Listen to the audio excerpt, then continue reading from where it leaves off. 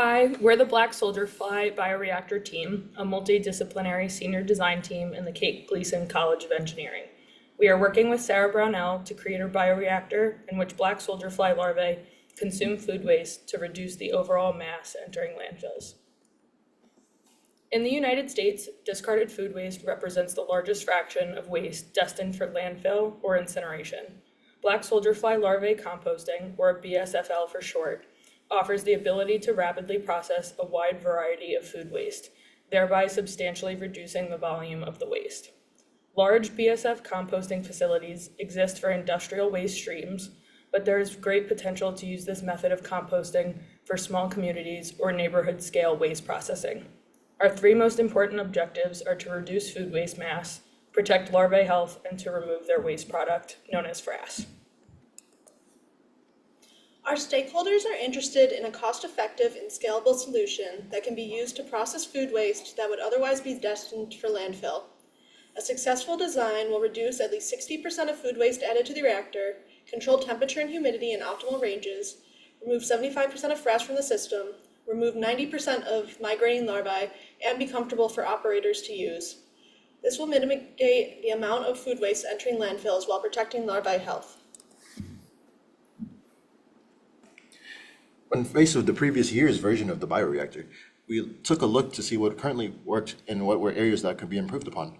What stuck out to us the most was the auger. Clunky and inconsistent, the auger proved to be one of the most altered aspects of the current design.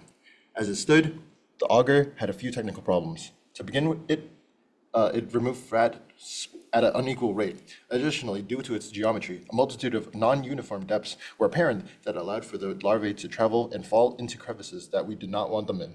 For our approach, we wanted to take this unpredictable mechanism and make it predictable. In order to do this, we made a multi-level screen system in conjunction with a food processor to make everything as uniform as possible. Separate baskets throughout the surface of the bioreactor also allowed for easy removal and rotations.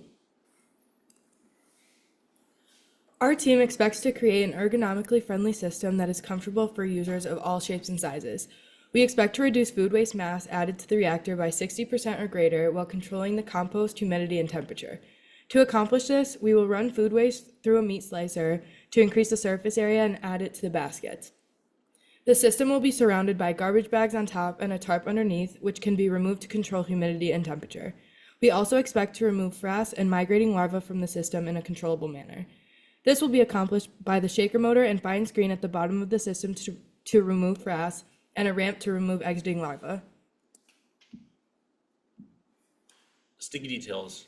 Our most significant challenge has been determining where we would perform our tests. The final location of the climate-controlled enclosure was undecided until early in the spring semester. Despite careful communication and planning with the enclosure team, the shed and accompanying sensors were not available to us to conduct our initial test plans.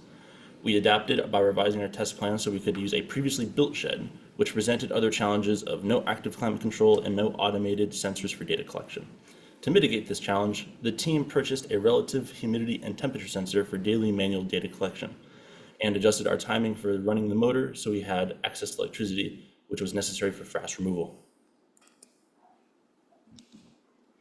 We'd like to thank Sarah Brownell and John Wellen for their time and resources provided throughout these past 8 months.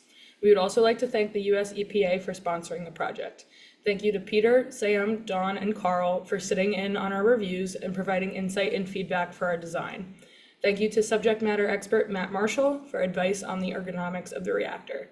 Lastly, we would like to acknowledge Compost Cooperative for providing assistance throughout this process.